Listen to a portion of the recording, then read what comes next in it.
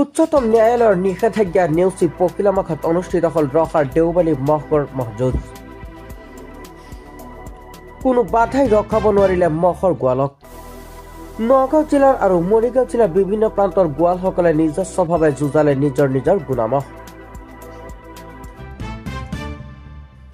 বৃহস্পতিবাৰে পুৱাৰে পৰা গোৱালসকলে ঢোলতাল বজাই দেওবালী মহৰ মহযুঁজস্থলীলৈ নিজৰ নিজৰ মহ লৈ আনে। ৰখাৰ দেওবালীত কেইবাখালো গুণামুখে এনেদৰে প্ৰচণ্ড যুঁজ দি শ শ দৰ্শকক আমোদ দিয়া পৰিলক্ষিত হয়। এয়াই যে মাঘ বিহুৰ মাদকতা। এফালে ন্যায়ালয়ৰ বাধা, আনফালে ঐতিহ্য আৰু পৰম্পৰা ৰক্ষাৰ প্ৰয়াস। নগৰৰ পৰা প্ৰাঞ্জল নাথৰ ৰিপৰ্ট।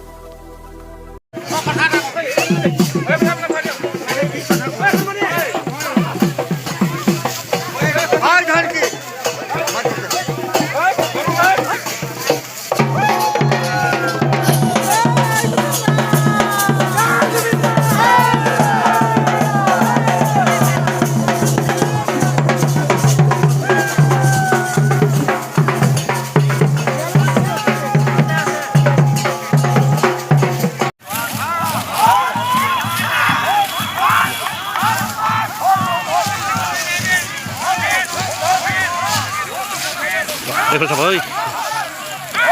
Mà. আমাৰ বাকি ব্যক্তিসকল ইতিমধ্যে যদি মহযুঁজ কৰিলে বাকি ব্যক্তিসকল আঁতৰিব অনুৰোধ জনাইছো।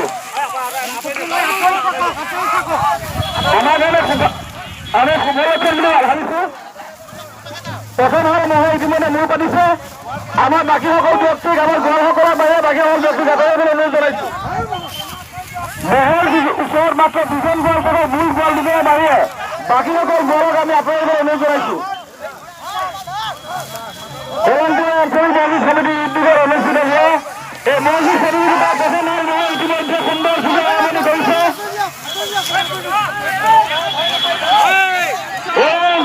হৰণ বনে বসুন বিচাৰি আৰু লাইন বিজয় অহা থাকি এই দুয়োৰে মহে ইতিমধ্যে সুন্দৰ সুযোগ আৰম্ভ কৰিছে। ৰাইজক সচেতন হৈ থাকিবলৈ অনুৰোধ জনাইছো।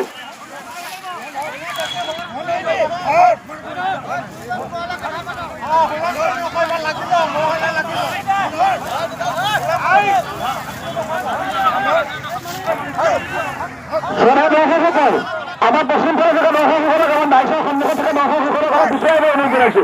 অকণমান 10 ফুট পিছুৱাই আহিলে দেখা পাব সুন্দৰকৈ। 10 ফুট পিছুৱাই আহিলে আপোনালোকে সকলোৱে দেখা পাব। আমি 10 ফুট পিছুৱাই ini kalau potong ini apa aja? দেখিবলৈ এটা পৰিৱেশ লাগে আপোনালোকে সেইটো মেইনটেইন কৰক।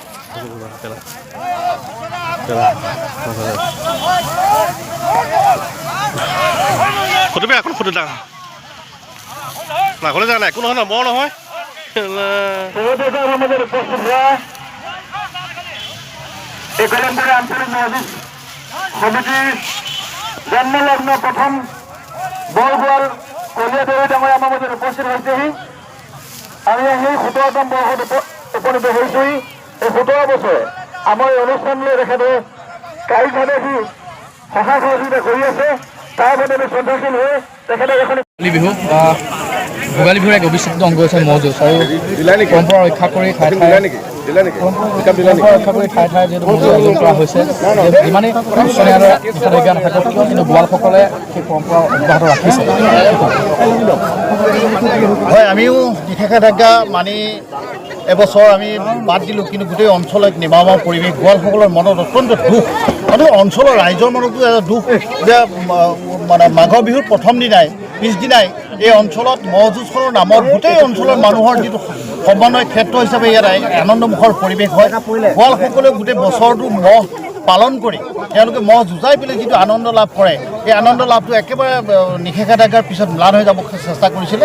তাৰপিছত আমি নিষেধাজ্ঞা থকা স্বত্বেও আমি কিন্তু ধাৰাবাহিকভাৱে মহ যুঁজটো পাতিবলৈ চেষ্টা কৰিছোঁ এই কাৰণে যে অঞ্চলৰ কৃষিজীৱী গোৱালসকলৰ মনৰ যিটো আনন্দ বছৰেকৰ মাজত পিছত কৰা এবছৰৰ মূৰত কৰা যিটো মনৰ আনন্দ, সেই মনৰ আনন্দটো ঐতিহ্যটো জীয়াই থাকক আৰু অঞ্চলৰ যিটো সকলো জাতি ভিন্ন নিৰ্বিশেষে সমন্বয় যি ক্ষেত্ৰ হিচাপে ইয়াত সকলোৱে আমি একেলগ হওঁ, এই একেলগ হোৱাৰ যিটো প্ৰয়াস, সেই প্ৰয়াসটো অব্যাহত থাকক এই উদ্দেশ্যকে আমি মহযুঁজ পাতি আহিছোঁ। আজি 17তম বৰ্ষ। এই 17তম বৰ্ষত গৌৰৱৰে আমি মহযুঁজভাগ এইবাৰো যদিও নিষেধাজ্ঞা সম্পূৰ্ণ মুক্ত হোৱা নাই, আমি কিন্তু প্ৰত্যাহ্বান জনাই প্ৰশাসনৰ সেই আদেশক প্ৰত্যাহ্বান জনায়ো আমি এই পৰম্পৰা ৰক্ষা কৰিবলৈ চেষ্টা কৰিছোঁ। বাধা আহিলে নিশ্চয় আমি তাৰ ব্যৱস্থা এটা কৰিম, সেইটো বেলেগ কথা। আমাৰ এই কলংপৰীয়া ৰাইজে ফুলগুৰি, মহগড়, দেওবালি, কাকতি গাঁও, জাকৰুৱা আমাৰ এই সমগ্ৰ অঞ্চলৰ ৰাইজৰ সহযোগত গোৱালসকলে প্ৰতি বছৰে আমাৰ এই খেলপথাৰত ব্যাপক উৎসাহ উদ্দীপনাৰ মাজেৰে এই আমাৰ যি ভোগালীৰ লগত সংগতি ৰাখি আমাৰ মধ্য অসমৰ যিটো এটা ঐতিহ্য, ম'হ যুঁজ প্ৰতিযোগিতা, এই ম'হ যুঁজ প্ৰতিযোগিতাখনি আমাৰ এই ৰাইজে গোৱালসকলে স্বেচ্ছাই তেওঁলোকৰ তেওঁলোকে ওলাই আহি তেওঁলোকে নিজে কোনো সমিতিৰ উদ্যোগত নহয়, তেওঁলোকে নিজে এই পৰম্পৰাটোক অটুট ৰখাৰ স্বাৰ্থত তেওঁলোকে ম'হ যুঁজ প্ৰতিযোগিতাখনি উদযাপন কৰি আহিছে। আপোনালোকে দেখিছে ব্যাপক ৰাইজৰ সঁহাৰি, সকলোফালে দৰ্শকে বীৰ দি বাট নোপোৱা এটা অৱস্থা হৈছে, যথেষ্ট মহৰ সমাগম ঘটিছে। এনেকুৱা এটা উখল মাখল পৰিৱেশত এই ভোগালীৰ প্ৰথম দিনটোত আজি পহিলা মাঘৰ দিনটোত আমি আমাৰ এই দেওবালিৰ বাকৰিত আমাৰ এই ম'হ যুঁজখনি উদযাপনৰ দিহা কৰি আহিছোঁ।